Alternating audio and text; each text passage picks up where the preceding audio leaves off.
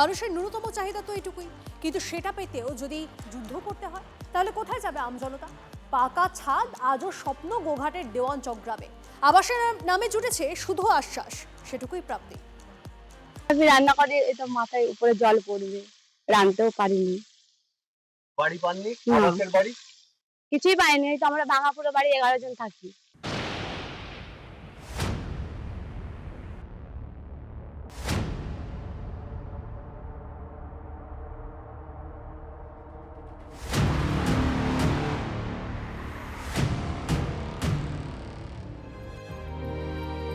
দেওয়ানচক, ছিটে বেড়া বা মাটির বাড়ি আর ত্রিপলের ছাউনি, এটাই সহায় সম্বল গ্রামবাসীদের।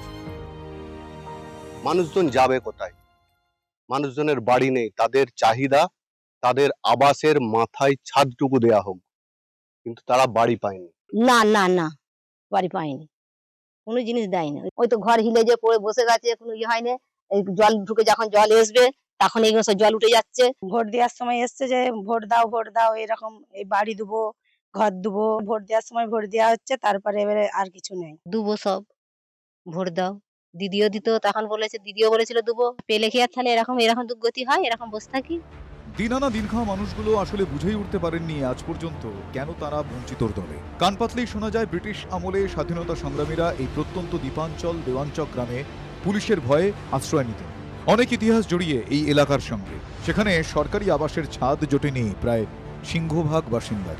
কিছু নাই, তিরপল নাই, একটা ঘর নাই। এই যে কত ঘর দেখেছো ভেঙে পড়ে রয়েছে। আপনাদের আবাসের বাড়ি পাননি? না না না, আমাদেরকে দেয়নি এখানেতে। তখন ঘরে যে ঘরটা ভেঙে পড়ে গেছিল, আবার অ্যাডভান্স যাই হোক করে করেছে। এখানে কিছুই চোখ দিয়ে দেখেনি। দুবোই শুনতে পাচ্ছি, দেয়নি।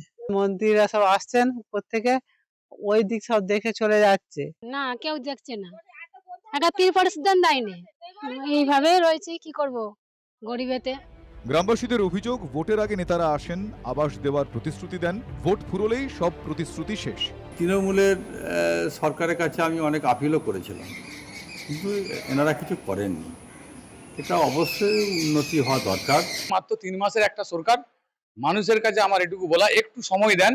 আমরা কথা দিচ্ছি, যে জায়গায় আজ পর্যন্ত আবাস যোজনা বাড়ি পৌঁছায়নি, আমরাই সেখানে বিজেপির সরকারই প্রথম সেখানে আবাস যোজনা বাড়ি পৌঁছে। প্রশ্ন হলো, এই মানুষগুলোর যদি আবাসে বাড়ি পাওয়ার যোগ্যতা না থাকে তাহলে কাদের রয়েছে? এসব কি হয়েছিল তৃণমূল আমলে? প্রশাসন নেতারা কি চোখ বুঝেছিলেন, নাকি সব দেখেও তাদের দেখা হয়নি? দুর্নীতির কোপেই কি এদের নাম আবাসের তালিকা থেকে বাদ পড়ে যায়? জবাব পাওয়া বাকি, ঠিক যেমন পাওয়া বাকি আবাসের ঘর। আজও অপেক্ষায় দেওয়ানচক। ক্যামেরায় মধুসূদনদের সঙ্গে তন্ময় বৈরাগীর রিপোর্ট, TV9 বাংলা। অভাব অনটনের সঙ্গে যুদ্ধ করে জীবন চলে, তার উপর একটা ভয় রয়েছে। কিসের ভয় জানেন? সাপের ভয়। গোঘাটের দেওয়ানচক গ্রামে, সেখানে সাপের উপদ্রবে একেবারে নাজেহাল হয়ে যান স্থানীয় বাসিন্দারা। বর্ষার সময় জল বাড়তে থাকে, আর পাল্লা দিয়ে বাড়তে থাকে বিষধর সাপেদের আনাগোনা, আর সেটাই এখন আতঙ্কের কারণ তাদের কাছে।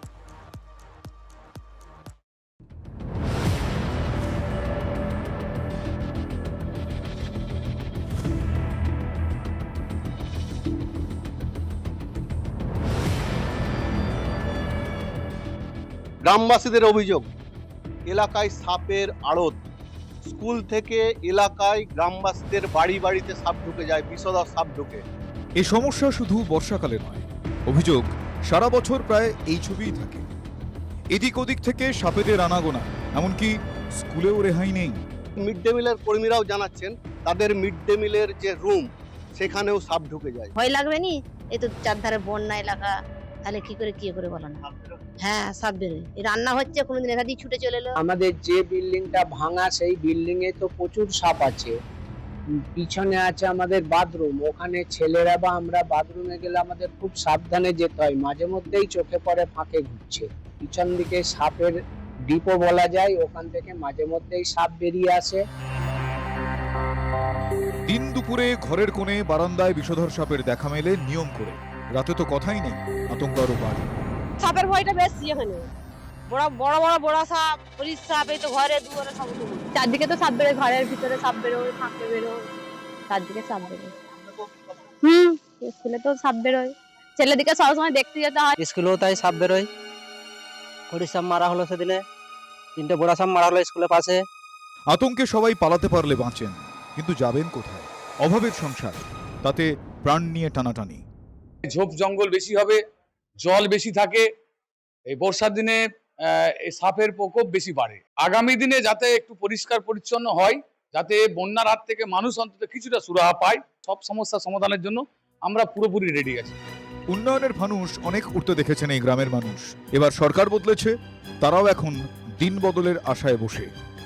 সাপ মুক্ত কি হবে এই গ্রাম, এই স্কুল? তবে কি বাচ্চারা আরো আসবে এই স্কুলে? প্রশ্ন উঠেছে। গোঘাটের দেওয়ানচক থেকে ক্যামেরায় মধুসূদনদের সঙ্গে তন্ময় বৈরাগী, TV9 বাংলা।